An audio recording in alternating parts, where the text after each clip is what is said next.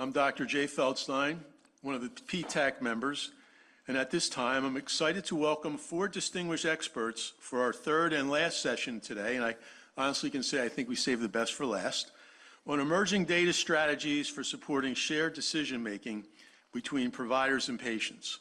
You can find their full biographies and slides posted on the ASPE PTAC website and the public meeting registration site. At this time, I ask our session participants to go ahead and turn on your video if you haven't already. After all 4 experts have presented, our committee members will have plenty of time to ask questions. First up, we are happy to welcome Mr. Abhinav Shashank, who is co-founder and Chief Executive Officer of Innovacer. Welcome, Abhinav. Thank you so much for having us. You're going to kick us off. Perfect. Could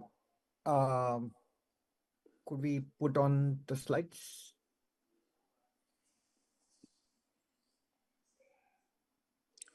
Let's give us 1 second.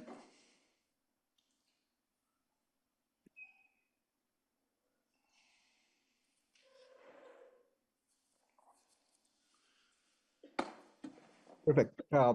Firstly, really great to be here. Thank you so much for having us to discuss what we've sort of really learned over the journey of building out Innovacer over the last decade or so. And really excited to sort of reshare I think some of the key learnings that we've had in the entire process per se. So if you go to the next slide, just some background on Innovacer.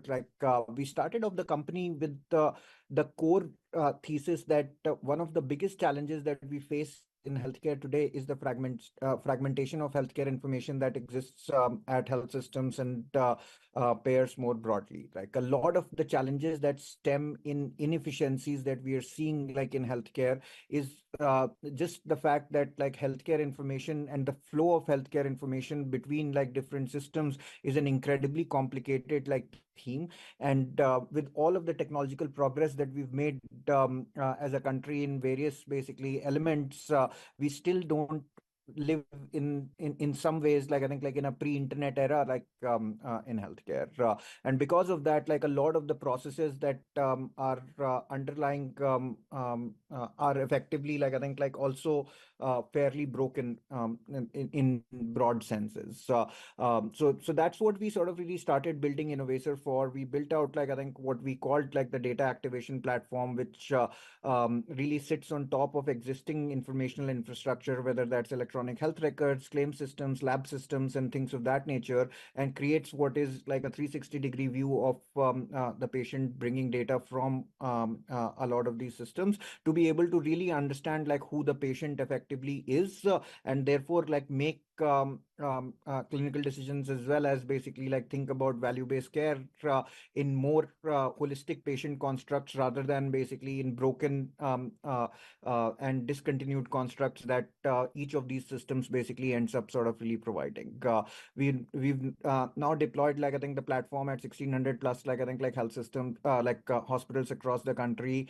We have hundreds of health systems and payers I think as customers today, where the system is being used to aggregate information from a wide variety of systems, and then firstly basically measure what are the outcomes that we are effectively delivering for our patients, and then I think build out strategies on top of it to be really able to drive I think better programs and things that improve these outcomes from there. Bill Gates basically said this I think 20 years ago, that we cannot basically improve what we cannot measure, and to a certain degree what we've been trying to build at Innovacer is the measurement infrastructure that then allows for more meaningful programs to be run at system-wide sort of really scale per se. As we've sort of rebuilt this, what we've realized in the process is also the fact that as you have a bunch of this data that basically comes through, none of this is actually useful till you are able to embed this into the physician workflow and into the patient's workflow. And if you're able to I think create a technology infrastructure that allows for you to sort of redo that, you can really think about any outcome and meaningfully I think go and improve that. So that's basically like I think a little bit of the context of what we've basically been doing at Innovator and what we've been trying to accomplish. And then I'd love to basically like I think like talk about like other elements on what these like I think like micro learnings across these areas have been as well. So if you move to the next slide, uh, um, one of the key themes that we are sort of really starting to see is that 30% of the data that's being generated like across the world today is effectively being generated in healthcare. Now, some of this is basically like the EHR data, but we are also basically like I think like having more and more devices and more diagnostic systems, more and more lab systems, etc., imaging data, and all of those sort of really being generated at such massive like I think like paces that the knowledge base of healthcare and the healthcare context around the patient is increasing at a massive pace. Now, what that also basically leads to is the fact that you could basically like even though you want basically most of the decision making like from a doctor's perspective to be fully informed, if you don't basically build like the right kind of technological infrastructure to process and parse and structure a lot of that data and provide meaningful insights, you also then sort of start risking overloading the patient provider with a bunch of the data that is basically being created, and which therefore would sort of really lead to like I think like poorer outcomes than better per se.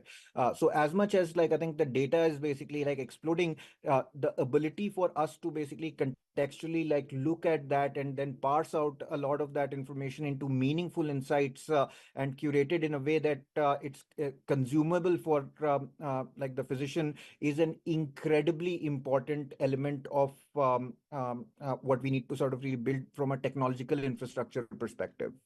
We spent like billions of dollars over the last like I think like few decades into digitizing each of these workflows, and as we've basically gotten to success on that, where like most workflows in healthcare are being digitized, the amount of information that it's basically like producing, if we don't set up like the next layer of infrastructure that now takes a lot of this information, processes it, puts it into contextualized and consumable bits of information, we risk the fact that all of the ROI for the investments that we've made over the last like I think multiple decades is effectively like I think going to not yield the same kind of value that we had initially envisioned when we basically like I think went through those investment areas.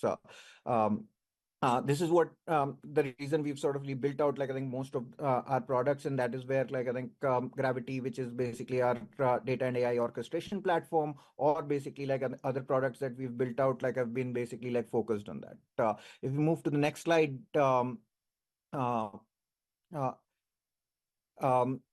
the key theme that I think we probably skipped a slide is my sense. Yeah.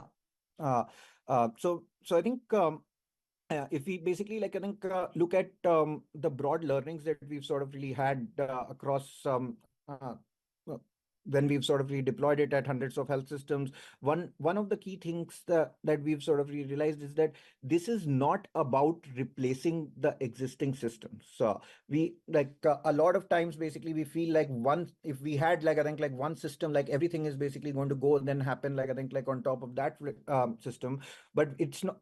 What we need is basically to be able to think about these things like as two different and distinctive like approaches. Like in our normal lives, we use Microsoft and a bunch of Microsoft tooling to sort of really like get a lot of the data into basically these like I think like places, but we use like Google to on another level to basically fetch information from all of the systems that are effectively created. So in the same way, basically, like I think like there is on the enterprise side and for our doctors, we need basically like a system that basically we put data into, and then we need something that basically fetches data across all of these like I think like system, aggregates that, and is able to put that into a contextualized like I think like framework in front of the doctor. So that's the area that we've sort of really like I think like seen that if you like a lot of our initial struggle was around the fact that like health systems and everyone from a physician perspective felt like okay, like am I going to need to basically like I think like use two systems? But that's not necessarily like I think the conflict that we should be thinking of. These things basically, when they work collaboratively and when they work in harmonization, that a system of intelligence is effectively working with a system of record, it just produces incredible outcomes. So thinking of the system of intelligence in a way where like I think like these are overlays on top of like the existing system of records allows for both systems to therefore basically get better and eventually lead to better outcomes, because at the point of care and at the point where you are basically taking a decision, like you are able to sort of really drive like a bunch of these like action items that lead to like meaningfully better sort of really like outcomes. The other thing that we've also sort of really felt is that the clinical history in EHRs is basically a part of the information that the doctor really needs to know. Like when you're talking about the decision making that is happening at the point of care, you really want that decisioning to be based on a wide variety of information sets, including social determinants of health information, including basically like I think their historical longitudinal information, including basic and also obviously like I think like the EHR data, etc. And unless you basically like I think get data from all of these different constituents into basically one place, the decisioning that you are basically like I think like providing from a context perspective to the doctor is not necessarily like I think the best suited or the next best action for the provider. So therefore, like aggregating data across these various systems and creating what could be a 360-degree context on which basically decisioning is being made is actually an incredibly important piece to be able to drive towards like whether that's like I think like better engagement from a provider or also basically better decisioning for the patient outcome like per se. The third thing that I'd also basically like I think like mention is that all of these data sets, like we've basically been spending like a bunch of time like as an industry like on setting up like fire infrastructures and like for the clinical data like sources. But what we have to realize is that harmonizing this data like across these systems is an incredibly hard challenge.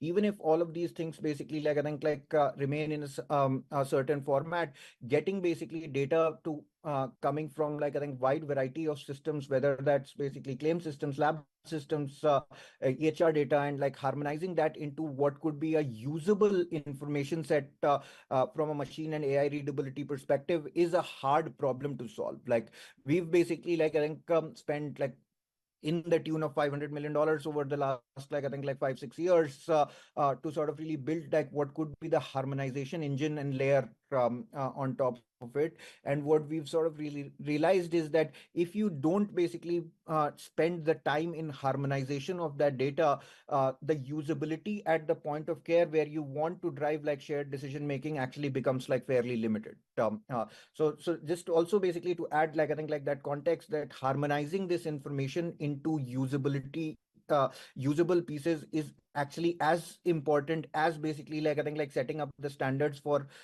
information exchange per se. And we've basically like I think like taken a bunch of these things and said that okay, like I think like our tools are going to be embedded into the provider workflow and not basically this is not EHR versus like a new system. This is basically all of the things like actually working together and creating like an overlay framework rather than basically like I think like going into an antagonistic like EHR versus like another framework. The second is basically like you have to think about like the context of the visit and context of like when the doctors are effectively engaging, and you have to provide basically like I think like nudging to happen in a way where most of these things are contextual rather than creating like I think like what is now called like I think like alert fatigue for doctors per se. So that's the other thing that we've sort of really put into like I think like as principles that if you had a measurement system and then you bombarded like the provider with 500 like I think like pings at the point of care, no one's going to really do anything. So how do you basically take that entire context and really put like what is the total next best action that we want the provider to sort of really know about from a holistic data and analysis perspective, and put it there in a consumable sort of format, that would sort of really be helpful. And then finally, I would just say basically I think what thing that we've sort of really solved for from a technological perspective is to make sure that if something works on top of an inpatient EHR, it should also work on top of an outpatient setting. It should also work for I think the person who is doing care coordination. It should also basically work for the person who is basically at the post-acute care setting. And so providing all of these people to be working on a common tech of technology effectively, I think stack, or the information stack at least, is going to be critical if we are going to drive I think any outcome, because as we sort of we all know that healthcare in totality is going to be a team sport. And if we don't get everyone basically working on a common context in general, we could have the best doctors in the world, but wouldn't sort of really be able to get these longitudinal pathways into effect in any particular meaningful sort way. If we go to the next slide, I know I'm short on time. This is I think things that we've sort of relearned from what our customers have effectively I think done, is that they've all basically been trying to create the full data context, not basically work on I think the siloed basically information that sits in one system, but creating I think a full data context, drive basically I think very low workflow disruption to a certain extent with the overlay framework, make it in such a way that it could be used across basically various I think settings, and because you have I think an infrastructure in place that is able to measure, then basically see what worked from a programmatic perspective versus not, and therefore make iterative changes on your system wide basically thinking. And then I think think of this as a the data infrastructure and the information infrastructure as a way to embed policy into care delivery at a system-wide scale, rather than basically thinking of this as a siloed information set. If we move to the next slide, these are things that we've sort of really now understood more broadly, that more data actually doesn't solve all of the problems. I think only curated context infrastructure context basically I think for providers is actually the answer. So if we put I think 200 pages in front of the provider, that doesn't necessarily mean that they're going to go and do anything about it. How do you basically make it a curated context is I think the important sort of thing. So yes, everyone should be investing in data and all of the things around it, but just knowing that there is a step beyond that to basically convert it into curated consumable information sets, that is where basically most of the ROI effectively lies. That's basically one of the things that we've sort of really learned. The other thing that we've learned is when we started the company, everyone said that, hey, I think there's clinicians and doctors really don't I think technology, and they would still like to basically I think be averse. They would averse to technology. That's actually not true at all. Whenever you have I think a user interface that actually I think improves their lives meaningfully, the adoption of that is actually really great. We've seen that basically in most of our products, that as we basically improve the user experience for the doctor, and they're able to sort of get more things for their patients, they adopt it, and they're able to sort of really drive more meaningful changes based on that. The third thing I think that I'd sort of really say which is a myth, it's widely I think everyone sort of thinks about, creating a integration framework and integrating all of these systems would basically I think take years. We've now gotten to the point where we can basically take a system off the site, a national IDN with basically multiple states, and get basically all of this infrastructure up and running within 3 months across the country. right? And so like I think there was a point in time in which you could have argued that like I think like integration into these systems could basically takes years. I think that time is like past, and we are now at the point where like I think like some of these things are incredibly like I think can be done very very quickly, and can basically like drive like meaningful outcome per se. And then like I think the final thing is that we think all of this is like I think like art, like still to a certain degree, that engagement adherence still seems basically like things that are being talked about as like artistic frameworks, rather than basically something could be that could be scientifically like measured and correlated back to outcomes. We've now seen that like I think every time we track engagement and we are able to get provider engagement or patient engagement, we are then 3 months later basically like tracking what is the outcome of that in claims, and every time there is a meaningful outcome. So once you have the measurement infrastructure effectively in place, you could basically like start seeing like a lot of these themes around how like some of these shared decision making like across like the provider, the patient, as well as across like the entire ecosystem really measurably drive better outcomes. If we go like I think like some of the outcomes that we've seen, like if we go to the next slide, um, we've seen like I think like we have some of the largest health systems like I think like across the country, basically like I think like on top of the platform. Every time basically we've seen like higher like I think like engagement, we've seen basically like I think like a metric or a measure basically like improving, and we could send you basically like thousands of these case studies now. Like we can pick up every customer and pick up like 20 outcomes that they wanted to sort of really improve. What was the program that basically like I think like they ran, and how did that basically like I think like create like a measurable outcome, whether that was basically like an economic outcome or it was effectively like a quality outcome, or any one that of the things that you are sort of really focused on. So we've seen that basically once you have like I think like some of this measurement infrastructure in place, you can measurably say that like what are we going to do, what is the engagement levels that we are going to track, and how will we basically predict what is effectively going to happen. And you could set a systemic framework for creating like a care pathway and guideline based basically like I think like framework per se. And last slide, I think like I sort of like just if we go to the next slide, uh,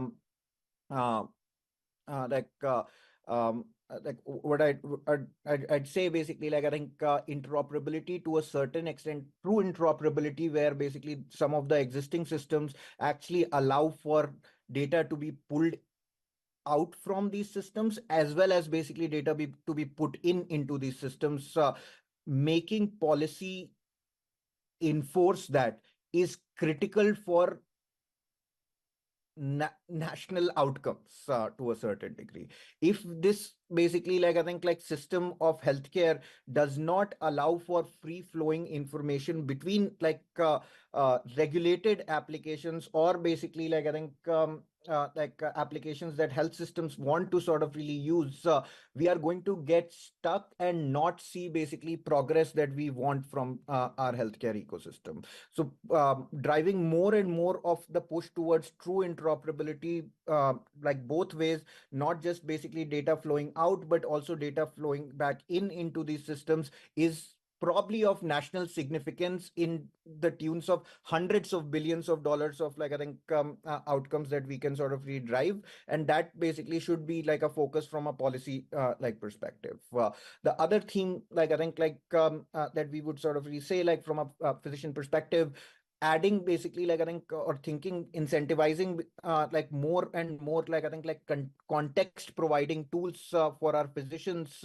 is effectively going to basically drive like I think like better outcomes. And so to a certain degree basically like context and intelligence infrastructure, basically tooling and incentivization of that needs to basically happen like at much larger scales than what we are sort of really seeing today. Like we still basically are investing like billions of dollars in like I think like system of record systems, but I think like a fraction of that incentivization towards more context and intelligence infrastructure tools would basically be like massively like I think like outcome oriented for like our national healthcare ecosystem.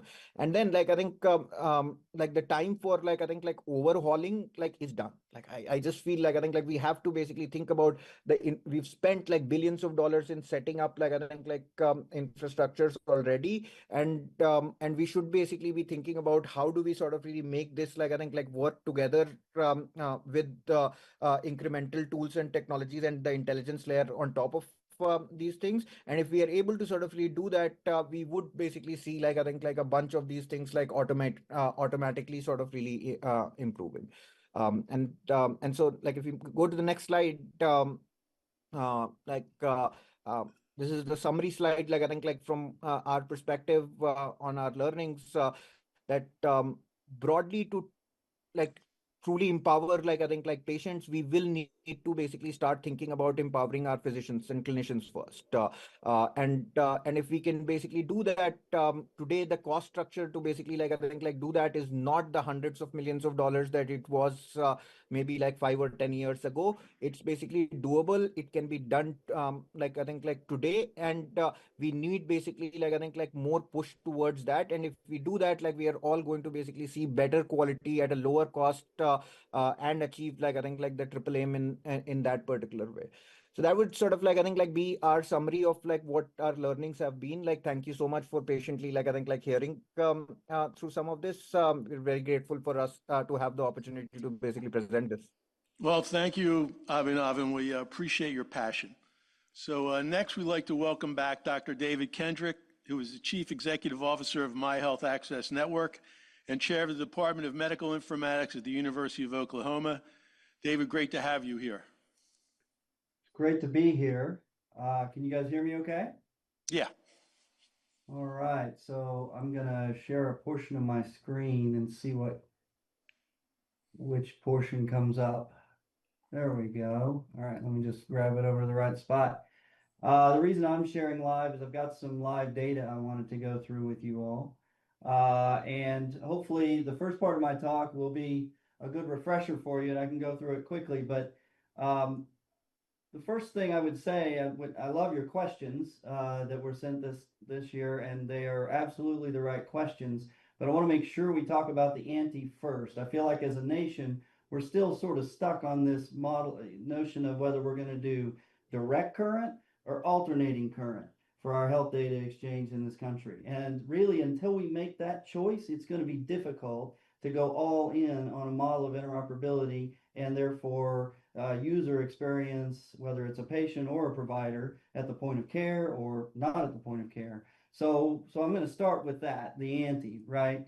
I've shown you this before, and that's what I'm going to build up again. So, you know, our costs are too high. We aren't getting what we're paying for.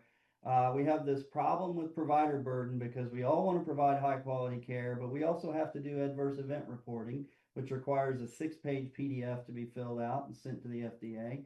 We all want to be participating in ACOs, which have us focusing on some measures for some part of our population.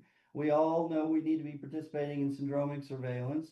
We need to be doing electronic case reporting from a public health perspective. We need to be measuring quality, and all of that takes time away from actually thinking about patient care. No news there, but inadvertently, we've also created the same problem for patients, because while we've pushed every certified system to also offer a patient portal, now every certified system offers a patient portal. So while I have my primary care provider's portal, and now I go to my pharmacy, who has another app that I need to download and get my medications in, and then I go to an urgent care for a fever, and now I have another patient portal, and then I, heaven forbid, need a behavioral health provider and have another patient portal with its own set of laws governing it, by the way. So I'm just restating the problem that you all know exists, but I'm doing so because I see a light in the end of this tunnel.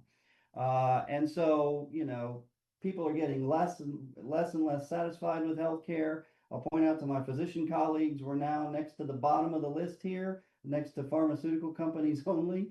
And the medical debt is off the charts. So we have to address this. You've seen this slide before, which is what health data really looks like. Claims data is a mile wide, but only an inch deep. The clinical data is scattered across every place the patient has received care, and we cannot present a consistent workflow for the provider or the patient if we can't paint this full picture. That's really the burden before us. And then you add to that 20% of commercially insured patients change insurance every year. So we're starting again, right? I pulled down the data from INPES and loaded it to a map. More than 1 million hospitals, clinics, urgent cares, and FQHC locations across the country. And patients get to vote with their feet where they go for care. So this is really the challenge facing us, is how do we connect these things together with the hope of having a consistent workflow for providers and for patients as they go through this. So this is showing in Oklahoma data fragmentation by health system. So these are our 5 largest health systems. This is to put numbers behind what I just showed you. And across the x-axis, you see the number of places patients have care, ranging from 1 to 34. And you see these curves. And let's just take Health System E. Health System E has 18% of the patients they take care of have data in 6 places, right? So really the only column that matters here, if I'm walking into an emergency room, is what's in that column. This is the percent chance that that health system has all the data available to them that's needed to give me care. And it's a very small percent, way less than 10%. And by the way, it shrinks over time. So I often hear from colleagues in large health systems, especially, not small clinics, well, we use Epic, or we use Cerner, or we use an EHR that has a lot of market penetration. And so I slice the data that way as well. And I should remind you guys, my FAM's paper showed that the average PCP way back in 2007 was trying to coordinate care with 225 other providers in 117 other organizations, right? So if we now slice this by EHR vendor, because at least I'm using a common EHR product with everyone else, and we know that some of these have massive market share, but guess what? That one column is still very small. Only a small percentage of patients keep all their data within one EHR vendor platform. So that is not really the right axis along which to slice the data, or particularly to drive interoperability, in my opinion. Now, this is the end of 2023, the level of fragmentation we saw by EHR vendor. Focus on these numbers in the one column. Fast forward just 6 months, right? Just 6 months, and you can see that fragmentation doubled, or the number of patients with all their data in one system was cut in half. So this presents a pretty sobering view of where we are from an interoperability perspective if we bet fully on the vendor-driven model of interoperability. This is fragmentation of data by age group, and what this is showing is that essentially, and there's CDC age groups along the bottom, even at 0 to 4, an average of 4 different places for patient data to exist. So there's not a window in a patient's life where interoperability is not needed among provider organizations. And then, of course, we have this inconvenient challenge of the fact that giving people pills is not the only way to improve their health and to improve their lot in life. And so we have the non-medical drivers of health, as we call them in red states, that are essential to address in order to get patients where they need to go for care. Compounding this is the fact that providers, the folks that we want to be doing, be supported in their care, have this really daunting task when they try to choose vendors, choose partners, do clinically integrated networks, all the innovations we think are going to help them. They find themselves in the model where they have to build their own interfaces, manage treatment, payment, and operations individually, and every single interface they build, they are responsible for all the filtering and all the liability that they take on for maybe inadvertently sharing a piece of information that they didn't know was restricted by law, or that was federated out of their system.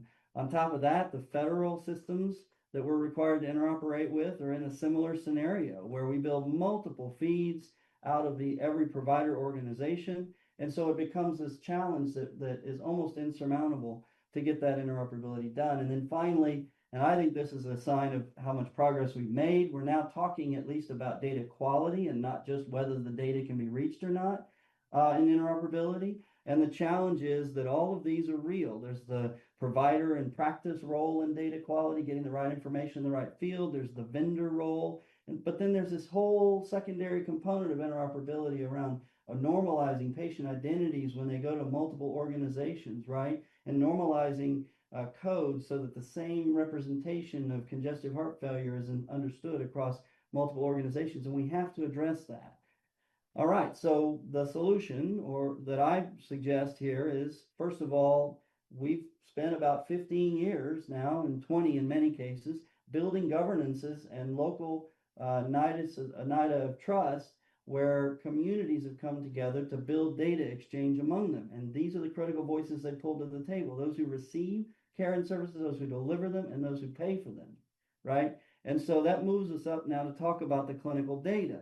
The latest round of the ASTP UCSF survey, Julie Adler-Milstein leads that survey effort, is available or is about to be available. This is sort of a preview of an analysis that we did for the federal government recently.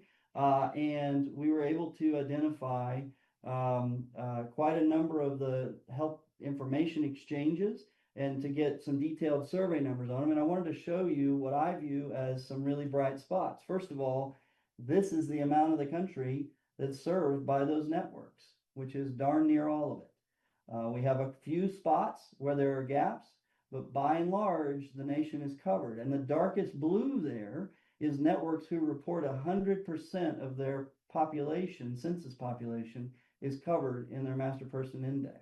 All right. So, and then every star you see on the map is the location of one of these nonprofit networks. Then on top of that, we've got another set of data that I've been able to receive from my peers across the country who run these networks. And it's time, I guess, now to introduce the term health data utility, if you haven't heard that before. So health information exchange is the old term to describe what we do, but it's both a noun and a verb and a bit complex to describe since every vendor claims to do health information exchange. Whereas as local governances and networks, we provide health data utility services, which I think is a much more appropriate metaphor for the services we're providing in the first place. And so what I have now are zip code level data population from these same networks, most of them anyway. You'll see that some haven't shown. So this is a map of the country. Red indicates where 100% of the census population is covered by one of these networks. I will point out, I don't have data from Ohio, Kentucky, Tennessee, or Florida at this point, or Idaho at this point, but pretty good sample. Now let me show you an interactive version of this. All right. So, and this is the reason I pulled this for interactivity. What's interesting about this map is not just what percent of the population is covered, but how many other networks serve the same geography. So you can see there, I put my cursor on Llewellyn, Nebraska, zip code 69147, all right? And there are what, 15 different health information exchange or health data utility networks that have a patient in that zip code, right? If we go over here to another zip code, there you go. There's one with at least 20, 25 other networks around the country that serve the patient. The point is patients are moving much more than we anticipated around the country, and critical elements of their health data are in those various places. I will also add that behind each of these networks you see listed, like Alabama One Health Record and Arkansas Share and Big Sky Care Connect, they're connecting something like 100 different hospitals, 100 to 200 different hospitals behind those networks. So pulling those together is really essential. And I'm going to show you just quickly this I call the my John Deere slide. It'll be obvious why in a moment. This is showing you same map of the country, and the histogram across the bottom is showing how many health data utility networks have data in the zip codes. So just to cut to the punchline, you can see over here the number of zip codes.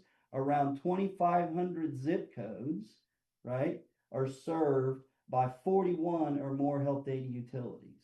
So that means that these health data utilities need to work together and to exchange data with one another. And what you see on this map is how these networks have begun working together. This is something called the patient-centered data home, and every star shown in orange on this map is already connected to every other star on this map. So for example, if a patient from Oklahoma goes to Arkansas or goes to Idaho or to Colorado for care, their data is routed in real time back to Oklahoma. This is the kind of nationwide interoperability we've never had in real time at a state-to-state level among these health data utilities.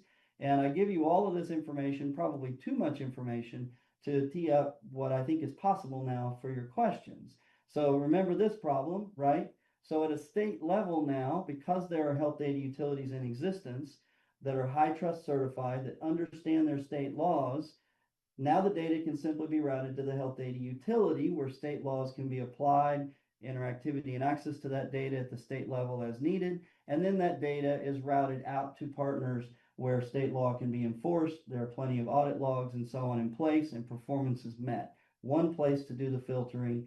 Every individual provider practice no longer has to be in the business of enforcing their own state laws and privacy rules. This is another similar challenge, right? With the federal government, the same scenario applies. By having a health data utility in every state, we now have the ability to have one single set of outbound pipes to these federal agencies that meet all the requirements on behalf of these providers. All right, so this is where it gets very interesting now for your purposes, the questions you've asked today. This is a chart showing the use cases in that survey, a number of them. One of them on the far left was live ADT alerting, and you can see the number of lives on the left, over 300 million lives covered by health data utilities that can offer live ADT alerting. But the part of this chart I want to focus on for our purposes today is right here. That's the number of lives supported by health data utilities that already have FHIR support, fast healthcare interoperability resources. That means, for example, in the state of Oklahoma, our health data utility has a single FHIR API that provides access to all of the clinical and claims data that's shared with the health data utility in Oklahoma, which is the vast majority, 90-something% of all of the clinical activity. That gives you and providers a tremendous opportunity to support innovation. And I'll just say one more thing about that. By having the FHIR API at a health data utility level, this chart from a recent JAMIA article really highlights the difference in FHIR APIs. So a lot of the requirements for EHR certification have come down to each vendor needs a FHIR API, and those are okay to have, but they don't solve the global problem of getting the patient's entire record. I'm still going to each different EHR instance and calling its FHIR API, whereas the bottom row on this chart that I've highlighted, if you look to the far right, you can see how many seconds it takes per patient to access a record. And you'll see 2 to 3 orders of magnitude better performance for a FHIR API at a health data utility level rather than at an individual EHR vendor level. And that's essential for all the things we need to do. For example, this problem of data quality, right? A health data utility can assess this in real time. And of course, data quality is 3 dimensions: its conformance, its plausibility, and its completeness. And I will emphasize big C completeness, which means, do I have all the visits I should have, no matter how many places the patients have been for care, right? And different health data utilities may well be at different locations on this 3-dimensional chart, right? So we have the opportunity, because we are building out the FHIR APIs, to offer data quality scores in real time, right? So that before I do a measurement of quality, I can check the health data utility scoreboard to see, is this health system or is this patient grouping got high quality, complete, plausible, and conformant data before I run my analyses. Okay, so now we're finally to the questions you had asked. Sorry for that background, but integrating data-driven tools into the physician workflow here is made very much easier by having a health data utility with a FHIR API in the middle, and then leveraging the Smart on FHIR protocols such that everybody remembers when we moved from dumb phones to smartphones and we got the App Store, and innovation exploded, right? I mean, everybody was able to design something as long as they understood the rules of the way the App Store worked, and they were able to bring their innovations to the table. And I feel that we're right on the brink of that kind of explosion of activity with these health data utilities finally credibly having the complete patient story and a FHIR API to offer, such that not just from an EHR, but also from patients' own apps, they can have interactivity. And of course, there is a store, basically an app store for Smart on FHIR. where one can go and download apps and point them at a FHIR server and have these applications run, risk calculators and blood pressure centiles and so on. And so to the first question around integration into the workflow, this is how it's done. We've now launched Smart on FHIR integrated provider portals, and it's much easier using Smart on FHIR because the EHR vendors, certainly the certified ones, support that, and we can make a single click into the workflow. Once we're into the workflow, then lots of apps can be valuable in that setting. And there are, a range. You can start light and just show a portal all the way down to enabling calculations and quality measures and things like that. I won't go over this, but Smart on FHIR has, starting in 2009, just as an idea, has really evolved into something that is robust and secure, and is, from my perspective, our best hope of getting to this interoperable ecosystem where providers can use it for decision making in real time. And it doesn't have to be a product from their EHR vendor. It can be from their state or their community, but it appears in the workflow like this morphine equivalent dose calculator.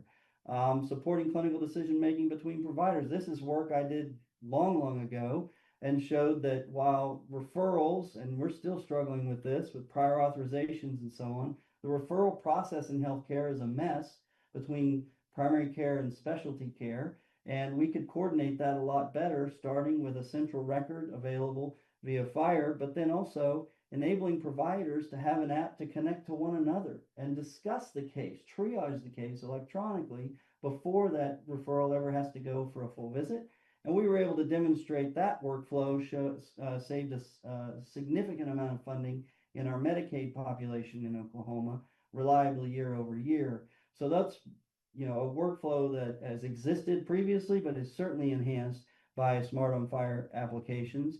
The third one is data innovations to promote shared decision making. Many of the applications already developed or intended to be put in front of the patient. Here's the classic: out of 100 people who take this drug, this many are going to have this side effect, to help providers with their discussion of a new treatment or medication. And that can, there are lots of ways to drill into that and present that better. And the point is, I don't think any of us feel we've really solved patient engagement well, but what I know is not going to get it done is only having one shot on goal every year from a vendor. We need the field of ideas, the community of ideas to be able to play as this app store approach enables us. Patients engaged in providing data on their charts, and then even able to do their own med reconciliation before they ever come to a visit. Show them the pills, let them tap on the pills. This is super easy, but if it's separate from every hospital, a separate activity, or every clinic, patients are never going to engage and be able to keep up with it. And then finally, measuring improvements. These health data utilities are really built to measure things. As you can see, this chart is colorectal cancer screening performance rate for a $2 billion health system.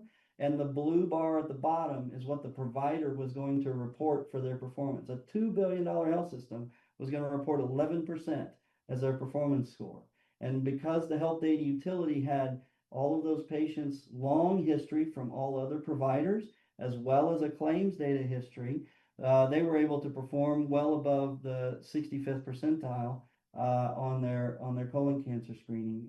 And so that's really important. And so in that same vein, things like the social needs screening, the ability to quantify how many patients, what percent of patients actually received this alert, how many engaged with it and responded, what are the numbers, and we've now hit 6 million offers to screen for social needs.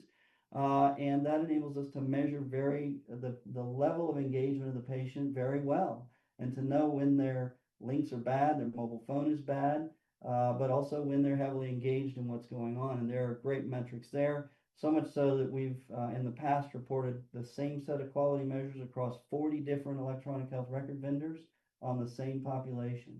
And I'll stop there. Thank you, David. We're going to hold questions till we're finished. Next, we're excited to welcome back a previous PTAC member, Dr. Charles DeShazer, who is a physician executive, healthcare innovator, and former chief quality officer for the Cigna Group. Wonderful to have you here, Charles. Please go ahead. Thank you so much. Really appreciate the opportunity, and the prior two presenters are tough acts to follow. and and so I'm just going to kind of bring things back up to a higher level, and just try to point out and underscore some of the points made earlier. We can go to the next slide. Just a short introduction of me. Internist by training, practiced for 12 years, and got into the administrative side.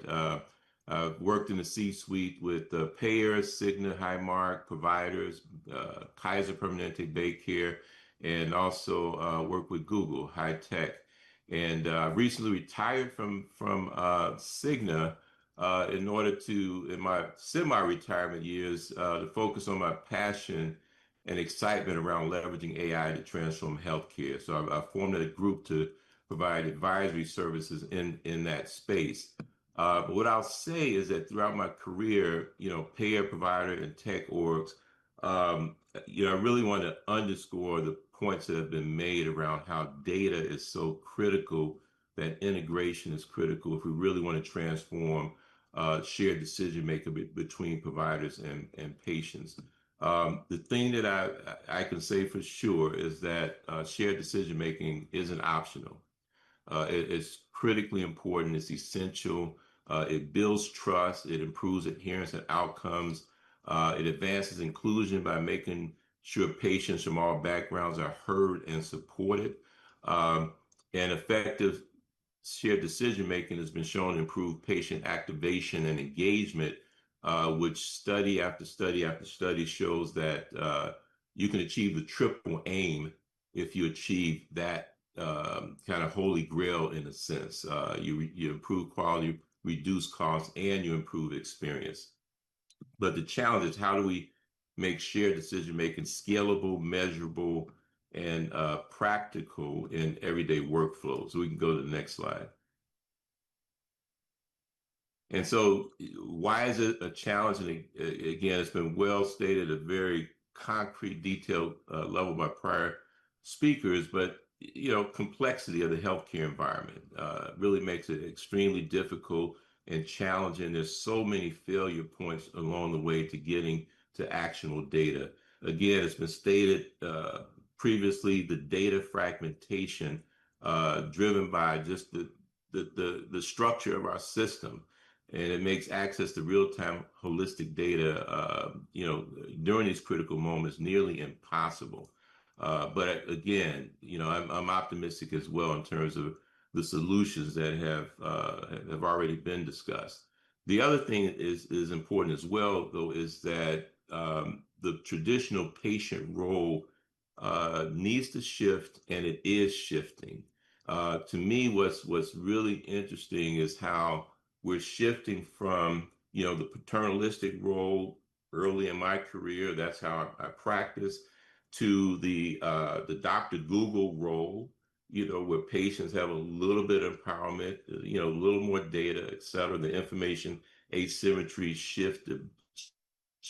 But it's really interesting in the Dr. Chat GPT era, where patients are now, coming in with very robust views of their condition. And so I think we've got to take advantage of that opportunity. And I'll touch on that. And again, I know the other panelists are all over this, but we have to take advantage of this opportunity to empower and support patients in a different way because of the technology and AI capabilities. And then obviously the evidence-based medicine limitations. This is another space where things are shifting because of AI and the ability to really pull information that's large data sets, complex, and make it personalized. So we go to the next slide. I'm just going to touch on these points. Sorry, I don't understand. Very quickly. Serious listening here. I have to turn her off. The principles that are going to drive effective shared decision making. One, of course, the patient-centeredness. And this is part of the challenge, is ensuring that we incorporate individual goals, values, and preferences. This has been a challenge, frankly, because it added more complexity to an already complex, chaotic data environment. But again, we're beginning to have tools that can really begin to address that complexity. Accessibility and inclusivity, ensuring that, the interaction is personalized and customized to literacy levels, language, etc. Again, very challenging in the past, but now because of new technology, that can be done fairly effectively. Um, Personalization, again, through the data. Again, prior speakers talked about this. Contextualization of the data is critical for effective engagement and better clinical outcomes as well. And not just the EHR data, but also that social data. Recognizing EHR data is just about the encounters and the visits. Patients have an entire, additional life beyond the physical clinical encounters. So that social data and that context is critical. Again, timeliness, and again, it's been emphasized, the workflow integration is absolutely essential. Transparency, explainability. These tools should augment clinicians and not replace them. And I think that's the risk that I was recently at a National Medical Association meeting, and one of the docs commented, younger docs, new in practice, they were really concerned about Dr. ChatGPT positive patients coming in and basically making her feel like an order taker rather than a doctor, and rather than engaging in that interaction. So again, I think we're at a critical inflection point here where we've got to, guide this evolution and not let it be haphazard. Again, driven by policy, incentives, payment structures. We really have to make sure this doesn't just happen by where we land doesn't happen by chance. We really need to guide this development. Obviously, ethical and bias awareness is critical, interactivity and dialogue, and then finally, continuously learning. We can go to the next slide. And so I think the opportunity here is to really be able, for the first time, again, I've been in informatics and quality for 30 years, and we've been chipping away and nibbling. But what I see now, and this is what's exciting to me, is that I think we finally have technology that's mature enough and capable enough to actually drive this vision of true collaborative care planning. And again, that's where shared decision-making really makes the difference. And to be able to individualize care and engage patients in making choices and decisions in an informed way that doesn't tax the health system. That's been the issue. To really execute on these models, it takes a lot of people, a lot of FTEs. But now we're finding ways to leverage technology that reduces that overhead and reduces the friction to achieve these objectives. Being able to visualize value.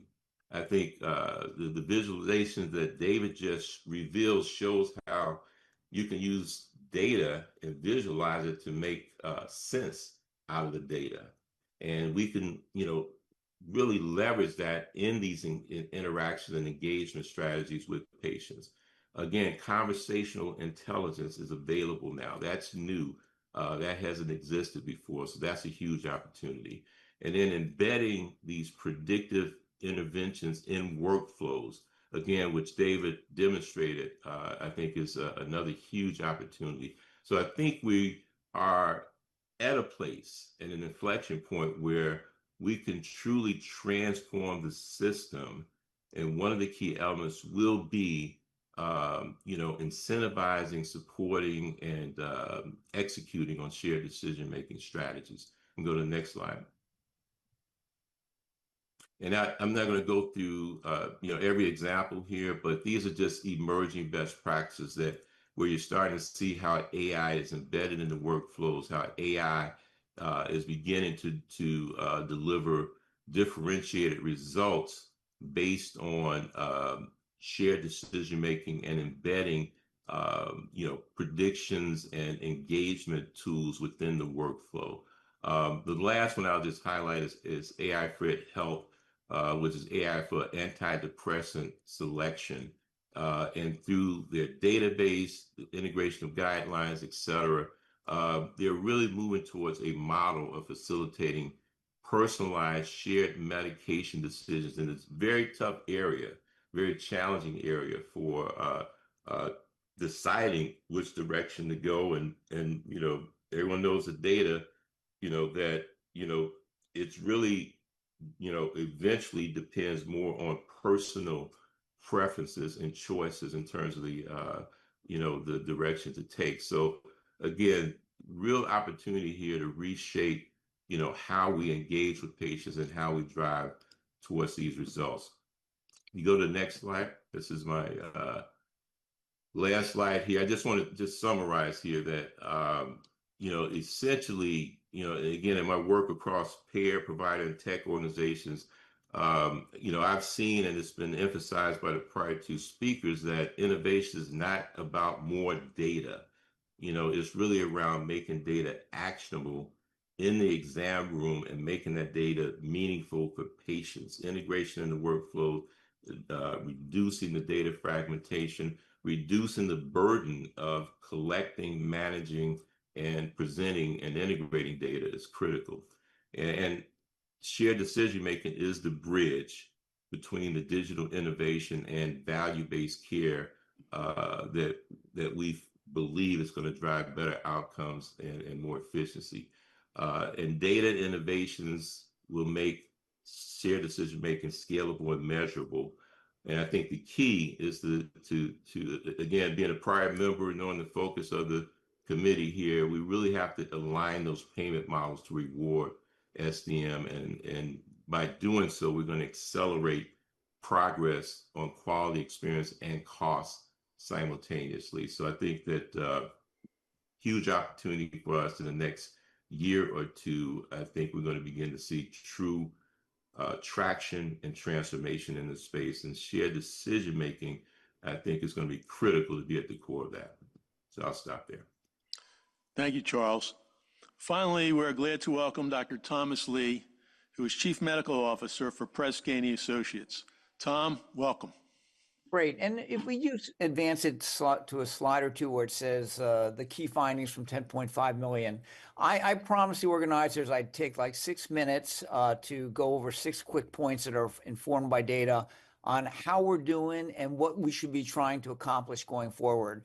And very quickly, and this will be my last slide as well, things are actually getting better in terms of what patients report. Teamwork is the #1 concern that patients have in every sector, not just inpatient. How they feel about safety, do they feel safe, is a powerful predictor of their trust and therefore their ability to engage. Equity really matters. I know this is a politically fraught term these days, but I'll show you something interesting.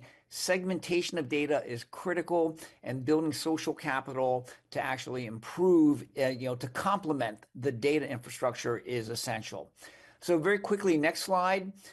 This is a good news slide. I mean, I know it feels like we're living in times where everything is getting worse and civilization is collapsing.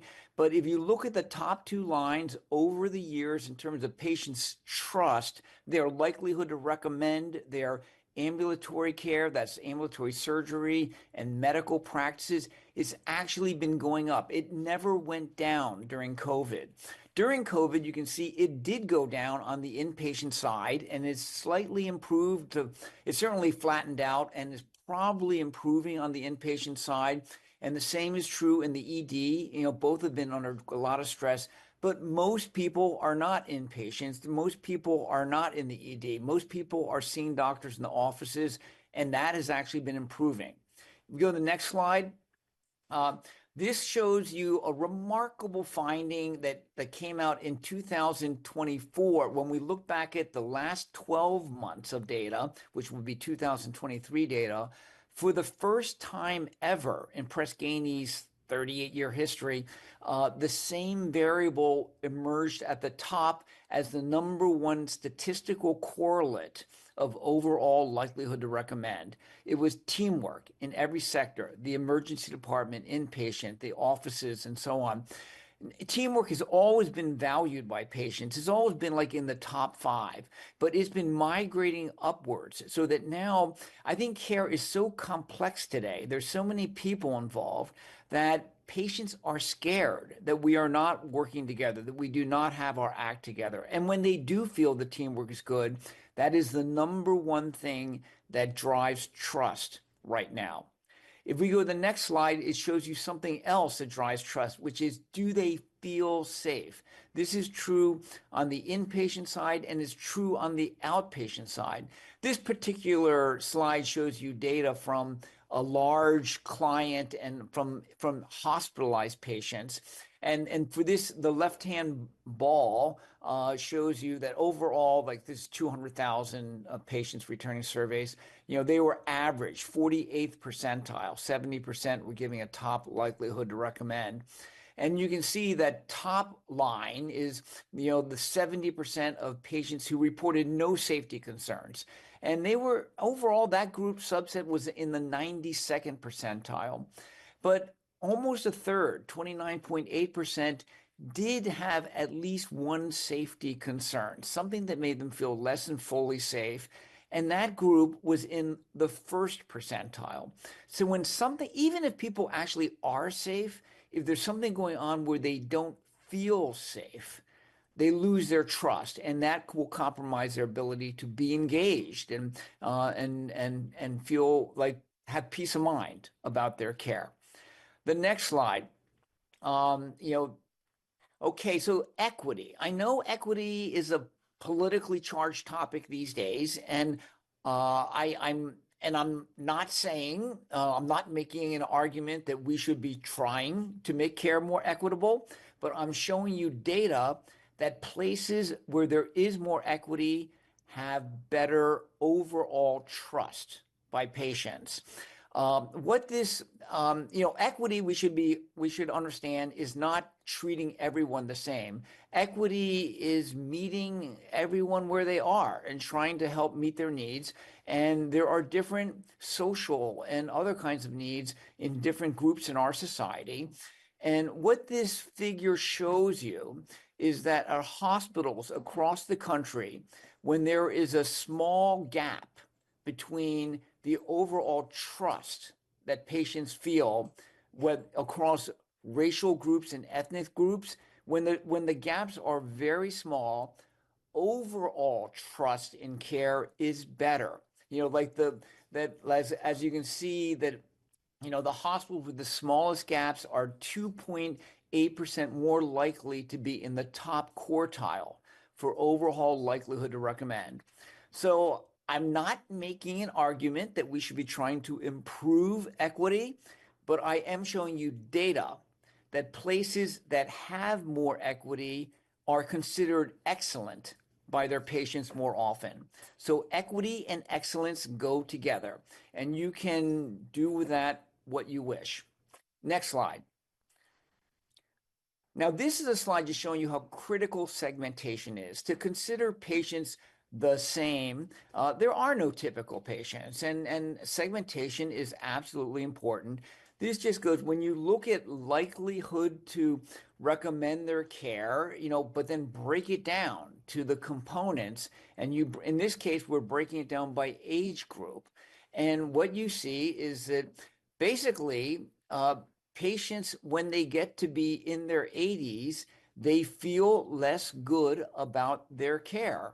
On many, they're more concerned about, did they get the information they need? Was it personalized? Do they feel like they can, like the discharge process went well?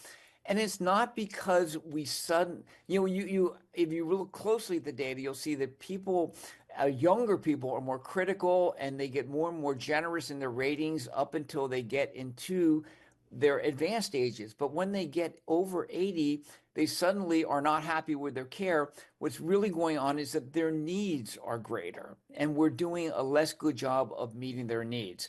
So segmentation is critical. This isn't the only type of segmentation that's essential, of course. Next slide.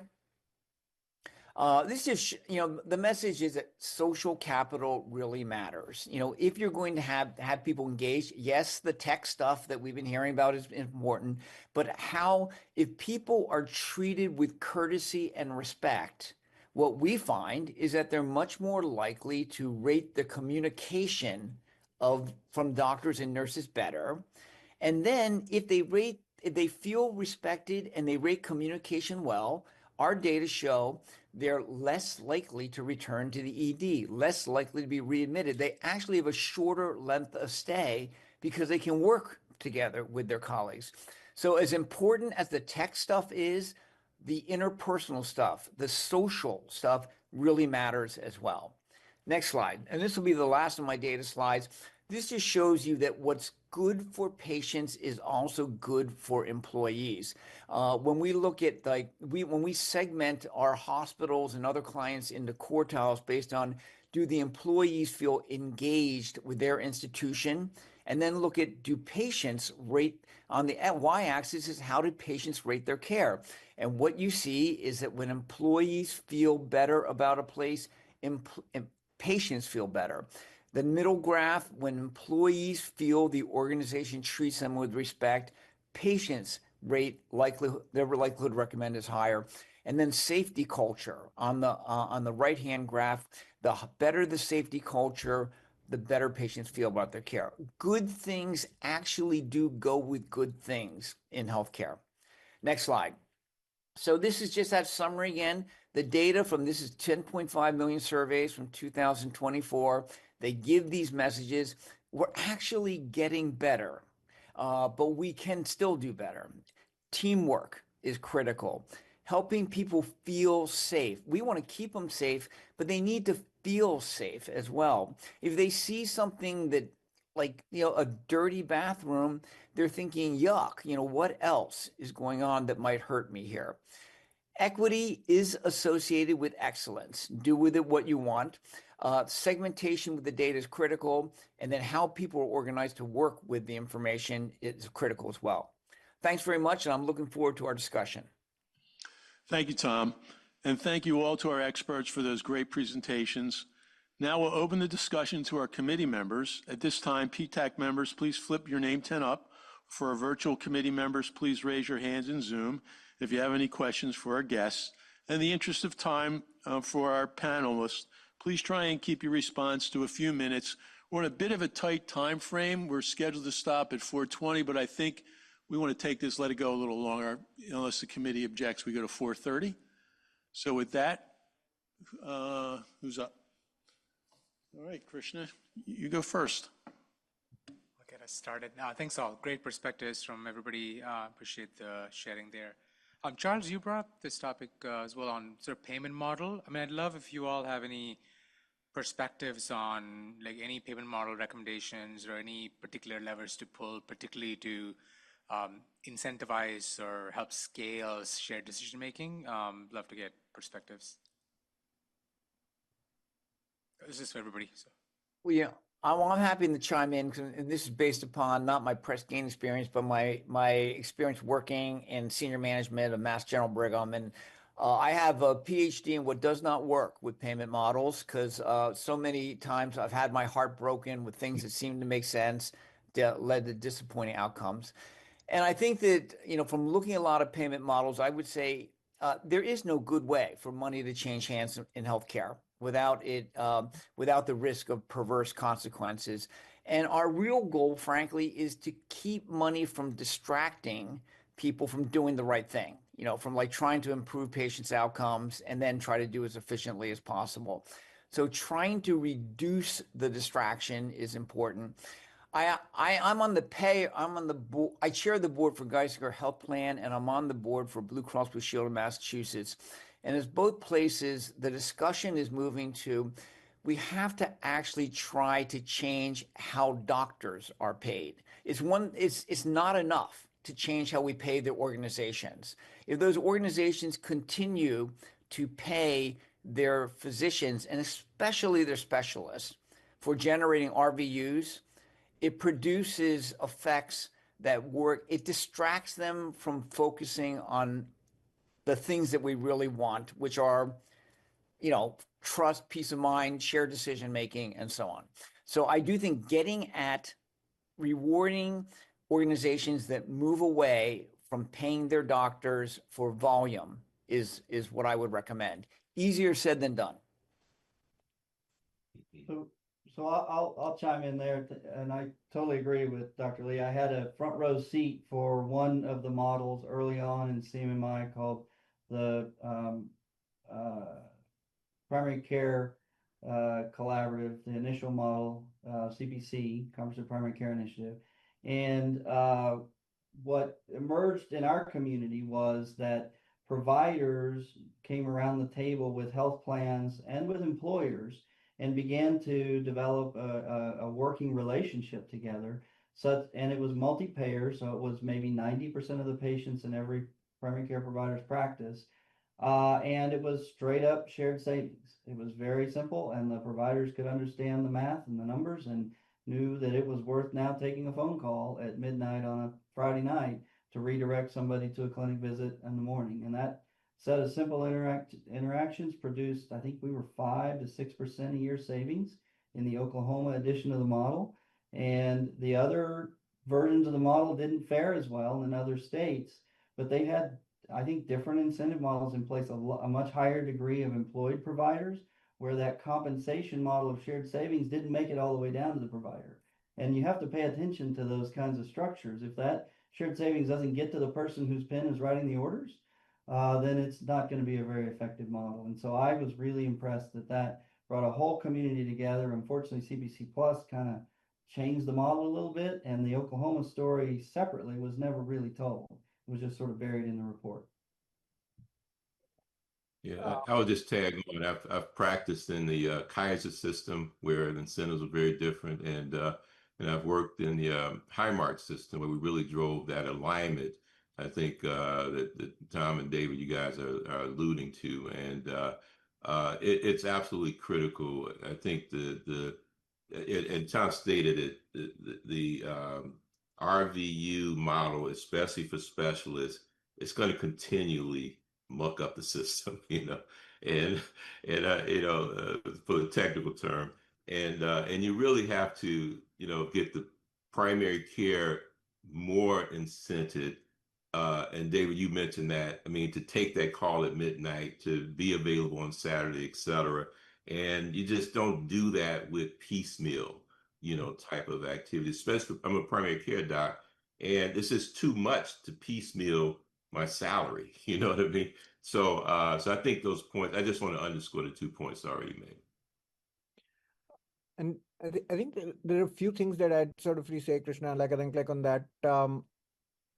One, I think the value-based care incentive model is effectively like suffering from delay in compensation to a certain degree. Right. Like if I do something today and if I'm going to get paid for it, like I think like 18, 24 months later, it actually like is that it just basically becomes very hard for me to sort of really like I think like think through what is basically going to happen if I really do this. Just economically speaking, like I am sure basically everyone's sort of redoing like what's the right thing to sort of redo, but if you really wanted to basically like think about the fact that we are living in a world where instant gratification is effectively something that like everyone is solving for, if we create like I think like a system in which like everyone's getting paid like I think like 18 months later for work that they are sort of redoing today, it just causes basically like lower likelihood of that model to be successful, even if like I think like the model is incredibly valuable to a certain degree. That would sort of really be one. Like I would also basically like I think so that's one. The second thing that I would also sort of really say is that it's very hard for like anyone to really understand like what am I going to basically get paid today, like in a value-based care construct. So bringing some degree of like I think like transparency or prepayment or visibility, like because all of the technology has effectively been structured in a way where it sort of really like incentivizes for like say PTAC, like I think like codes to a certain degree, right? But there isn't basically like I think like that degree of visibility that has been created, like I think to a certain degree, that okay, if I basically enrolled someone on a chronic care management program, or like whatever is basically like I think the action that you're sort of retaking, is there basically like incremental like economics of that in any meaningful way? That's basically like I think like a challenge. What we've sort of really seen, like, and wherever we've sort of implemented this, is that if you are able to create some degree of real-time physician incentives, right, and that's basically visible, and even if those incentives are that you put like a ranking of like quality measures, like I think that where do you sort of really like I think like rank, and based on basically these things on a real-time basis, we'll tell you the path to basically be in the top quartile or decile. That just changes like so much behavior, right? I think that the thing that I'd say sort of really say from a economics perspective, as we design these things, if we can't basically make it like I think like more real time, it will always basically be back of the mind and not basically like front and center. And the second thing is, like, if we can't basically create transparency into like what people are going to get paid if they did something, then they're never going to basically like I think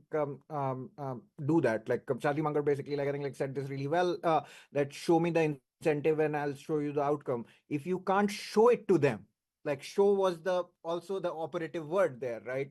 If you can't basically show it to them, then there is not necessarily going to be an action that sort of really ends up happening.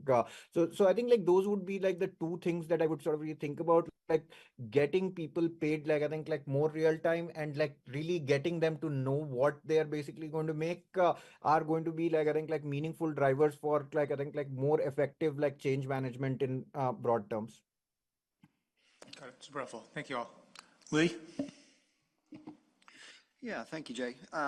So I've got a two-part question. And first, I'll just say, we're talking about strategies for supporting shared decision-making between providers and patients moving into the future of healthcare. And there's, multiple lenses. We've spent a bunch of time talking about the technological possibility or achievements and getting the data to flow. And I heard someone earlier today talk about, making the data more liquid, which I thought was a great example. I mean, that makes that shared decision-making possible. We spent time talking about what are process barriers, whether it's workflow or physician compensation, that may make that shared decision-making more probable. But I think there's a piece that I want to double click on a little bit and discuss more about, and that's what's the necessary elements that are the background of the trusting relationship, for a community and organization, that's about governance, and for individuals, that's about knowing that the data they see has face validity. I mean, a primary care doctor can look at a list of their missing mammograms and know in the first page whether your data is accurate or not. A patient can do the same thing. When they've got their app that's pulling all their data, you're gonna have them or lose them in the first 45 seconds they're looking at that, right? And so if you can, talk about what you see as the most important considerations as we move into the future of health data utility and patient-centric apps vacuuming all of their information from across all these disparate systems. What are the most important elements to that? And then secondly, what do you kind of see as the top 1 to 3 barriers that need to be addressed to move into that future? Well, I'll just start things off by saying I think we should not let perfection be the enemy of the good. And we should be doing a lot better with the data that we actually do have readily available. So even though, we, only a very small percentage of people have all their data in one place, as David showed, I do primary care at Brigham Women's Hospital part-time, but I get a ton of data now from lots of places around the country, so much data, I'm feeling kind of overwhelmed. I think the ability to use AI to integrate the data that I already have accessible to me is going to be very important. But I think that for clinicians to feel like it's their job to, use the data they have and then be transparent to patients. Part of generating trust is transparency, to show them that, make it clear, hey, I actually see the data from this other place, and frankly, show off a little bit and make sure the patient knows we've got it all. We can look at it all. Again, some of the social aspects around how we use what we already have, I think, are important. But I don't think we can wait and get paralyzed because we don't have everything from their bathroom scale coming in automatically, to Epic, which is what we use. Yeah, I'll agree with that fully. I mean, it's, what's the mantra of startups is fail fast. And I think we need to get the data in front of patients and providers for that matter from outside their systems as soon as possible with a credible feedback loop. So we can hear in as close to real time as possible when something is the wrong patient or is incorrect, and then cure that problem. Most notably, most interoperability models today are federated, where I go get a big document from somewhere and it comes to me and I leaf through page after page after page after page looking for the most recent hemoglobin A1C. That model doesn't really lend itself towards feedback loops and cleaning up data. We really have to bring that data to rest somewhere and give it an opportunity to be optimized and cleaned and tuned with multiple actors, the patient first and foremost, but also providers contributing to the cleanliness of that data. And that's the reason I pointed out the opportunity that Fire API broad availability gives us to be able to score data quality in real time. And the big C completeness is no small component of that, right? Because without that big C completeness gives us the denominator we have to have. If I don't know that there were 3 other hemoglobin A1Cs available on this patient that just didn't respond because the patient identity didn't match or because they had a policy somewhere that made it slow or a broken wire, then I'm not treating the right number when I take care of the patient. So.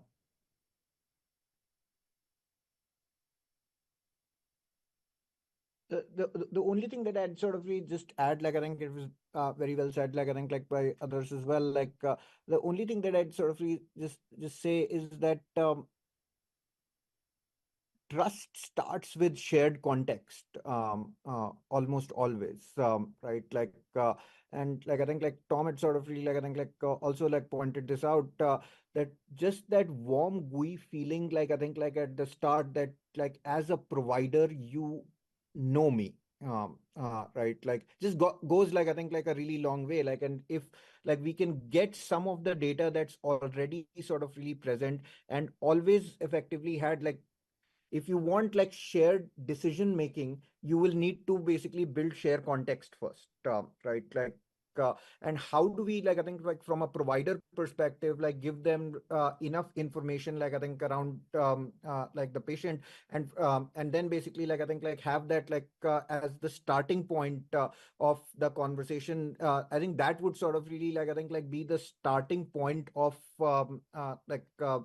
shared decision making like overall. Like I also agreed like I think like with the fact that we have like a lot of data already. Like I think this is going to improve, just only increase. Like I think there is going to be like more real time information that sort of really comes up as we sort of really like I think like grow. But we have a lot of that information like already, and if we can sort of really get to the point where for the doctor, like or for the caregiver, we basically have like a shared context. The care manager is working on this same shared context. When you go to basically like I think your post-acute care setting, they're working on the same context.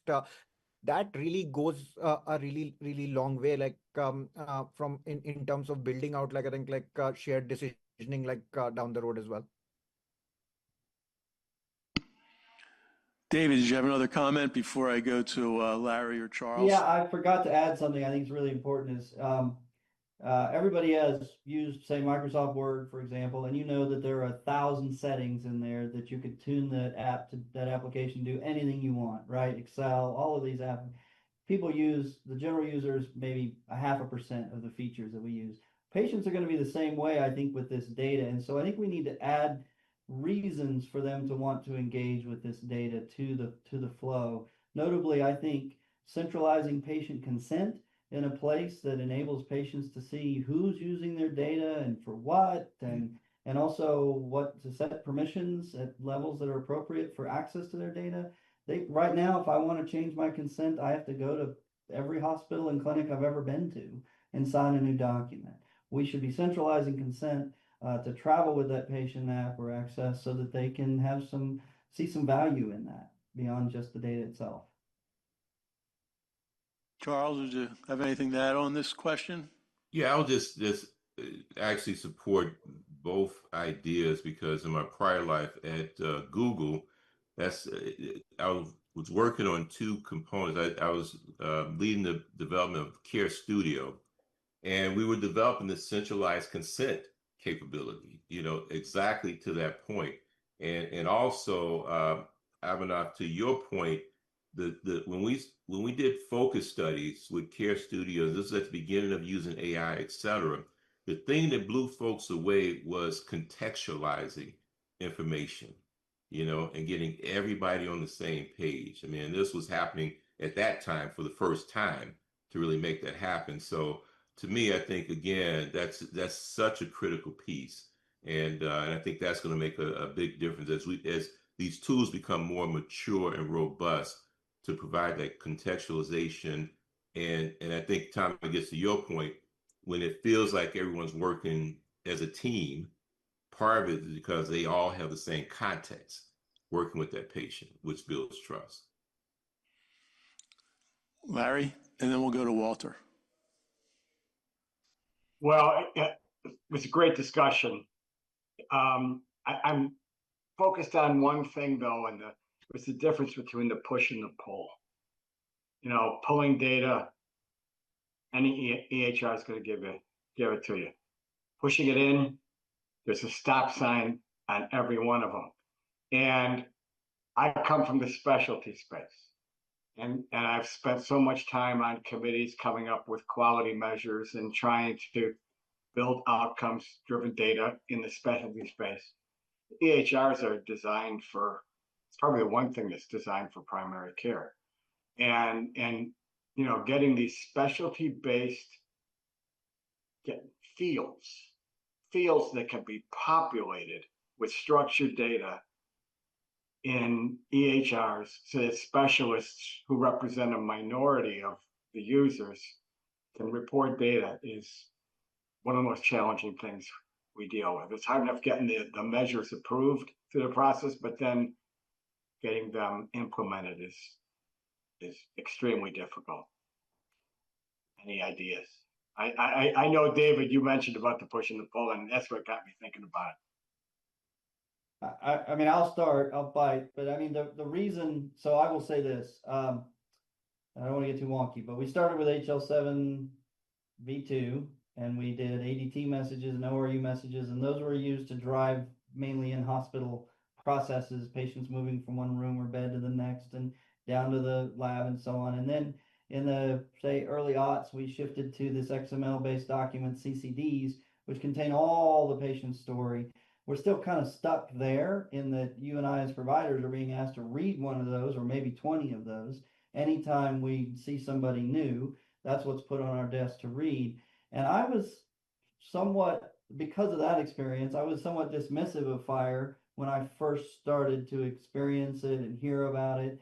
And now, starting in 2019, our entire state health information exchange, now Health Data Utility, shifted 100% of our data into that FHIR data model so that now I can say, I just want the latest blood pressure, I want the latest ejection fraction, and I want the last note from somebody with a cardiology specialty. And that's it. And so it's very much better experience, even though it is still me asking for a piece of data, I can ask for the very specific thing that I want. And it performs very well, as I was showing in that slide. But you can't push new data in. Yeah, you can actually. There's a model within FHIR called subscriptions that we're starting to roll out now, so that if you knew a priori that you needed this, like say you just have done a procedure on a patient and you want to subscribe to the patient's ER visits for the next 90 days to make sure they don't show up in one, then you'll automatically be notified if any ER visits happen on that patient. So that's the model we're building towards to be able to do that proactive alerting. I think I would just say basically this is like one of the things that is not talked about I think often, but is probably one of the largest I think problems that pulling data, like I think, like from these systems is still basically doable. But unless you basically push it back, like then there is, like I think, suddenly, like I think, like another lack of context that you've effectively created. Like let's say you measured, like you pulled data from this system, you pulled it from claims, like you created, like I think, like some degree of, like I think, like predictiveness. You can't basically pull it back. Push it back into the EHR system, then everyone is suddenly not really, like I think, like working on shared context again. So pushing data back into basically EHRs has been, like I think, like an incredibly hard thing. Now everyone is basically, like I think, like trying, and I agree with, like I think, like David, that there are basically ways to sort of redo that. You could basically, like I think, like send HL7 like I think, like documents, or basically, like I think, like fire pushbacks, like I think, like into EHRs today, but it's not easy and it's not prevalent, right? And it's still basically, like I think, like in the hand of like how that system was basically configured at like every health system like today, and whether they have the availability of, like I think, like pulling this data back up again.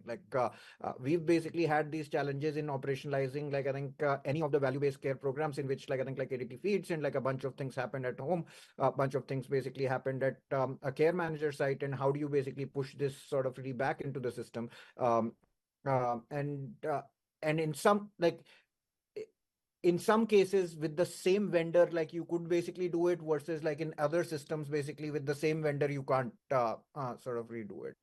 So there is a little bit of, like I think, a challenge that we will have to basically push towards. The other piece is basically, like given like most of the value-based care economics are effectively structured for, like I think, like primary care, you would see basically that doing this from a primary care site is like actually a much more easier thing, and where you need longitudinal data, and with specialists, given basically, like I think, like longitudinal data and value-based care economics are not necessarily there, you would see like some of these things to be harder there.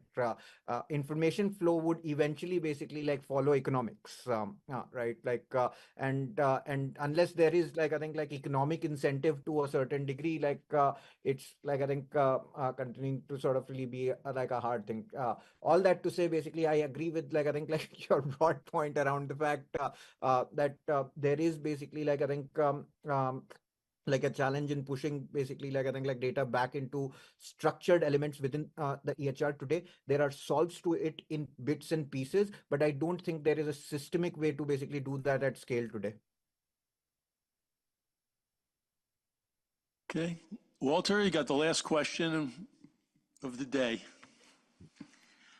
It's a lot of pressure, Jay. You can handle it.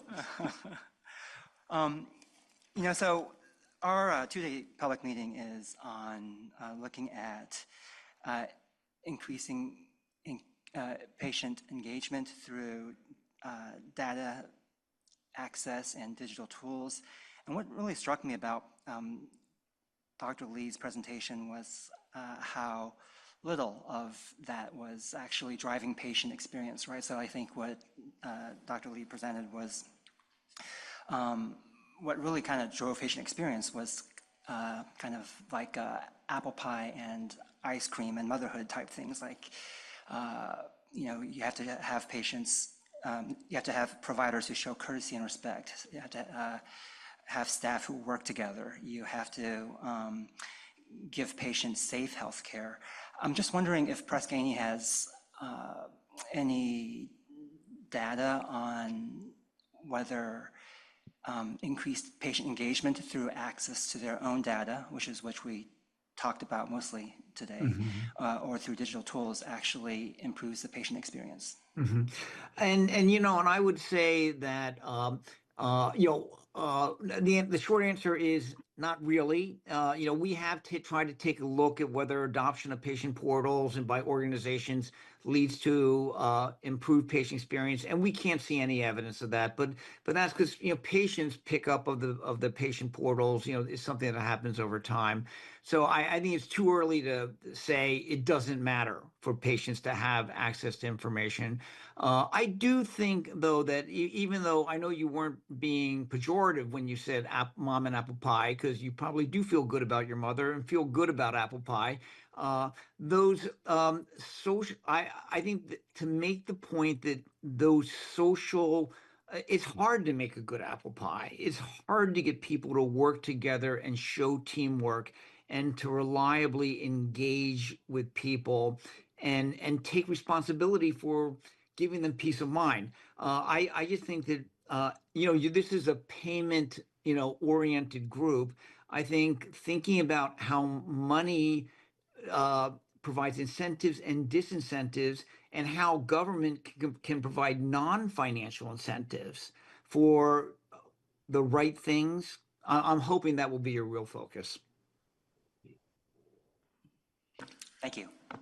Well, I'd like to thank all four of our experts for joining us this afternoon for a robust discussion. You're welcome to stay and listen to as much of the rest of the meeting as you can. We're going to take a short 5-minute break and then come back for the committee to reflect on today and have some comments and recommendations for the report to the Secretary. Thank you all. Thanks, everyone. Thanks all. Produced by the U.S. Department of Health and Human Services.